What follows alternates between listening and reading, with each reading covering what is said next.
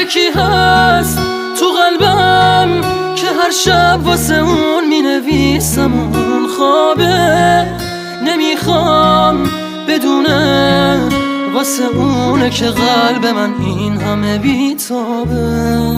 یه کاغذ یه خودکار دوباره شده همدم این دل دیوونه، یه نامه که خیسه پر از عشقه با کسی بازم اونو نمیخونه. یه روز همینجا توی اتاقم یه دفعه گفت داره میره، چیزی نگفتم آخه نخواستم دلشو قصه بگیره. گریه میکردم درو که میبست، میدونستم که میمیرم. اون عزیزم بود نمیتونستم جلوی راشو بگیرم.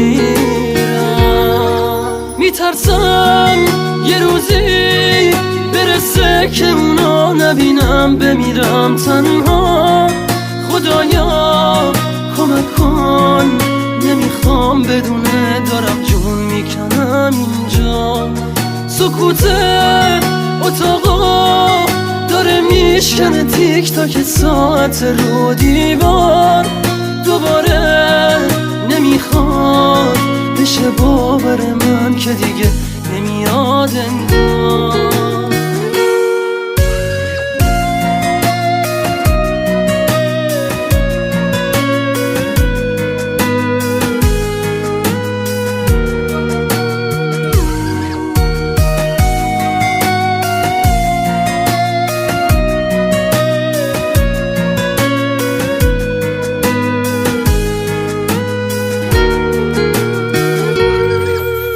همینجا توی اتاقم یه دفعه گفت داره میره، چیزی نگفتم آخه نخواستم دلشو قصه بگیره.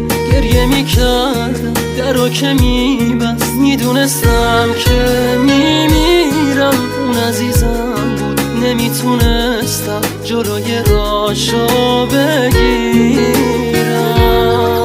یکی هست تو قلبم که هر شب واسه اون می نویسم اون خوابه، نمیخوام بدونه واسه اونه که قلب من این همه بیتابه. یه کاغذ یه خودکار دوباره شده همدم این دل دیوونه، یه نامه که خیسه پر از عشقه با کسی بازم اونو